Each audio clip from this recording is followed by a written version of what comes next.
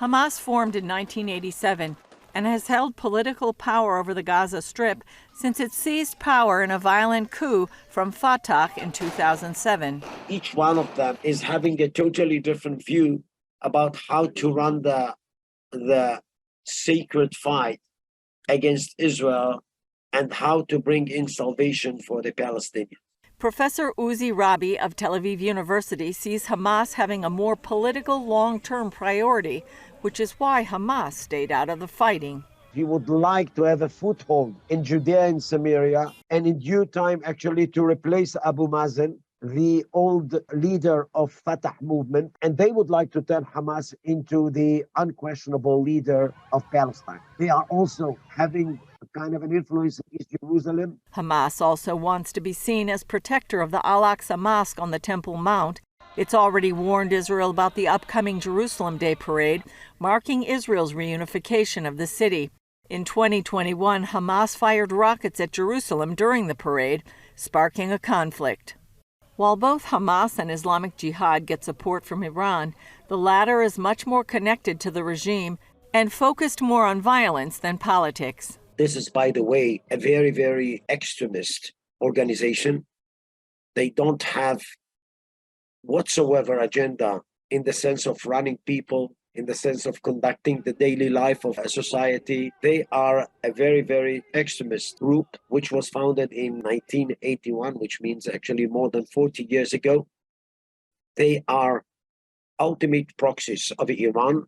Rabi says the 1979 Islamic Revolution that brought the Ayatollah and mullahs to power in Iran has had lasting influence on Islamic Jihad. For Iran, this is actually kind of a win-win because they're going to have a proxy next to Israel, sitting side by side to Israel. In a way, I would say act in accordance with what Iran's diktats are. According to Rabi, Israel and some Arab states in the region are concerned about Iran activating its proxies. They are trying actually to just build up sort of a thick belt around Israel, including Judea and Samaria, Gaza, Jerusalem, Lebanon, with the hope of fanning the flame between Israelis and Arabs in Israel proper.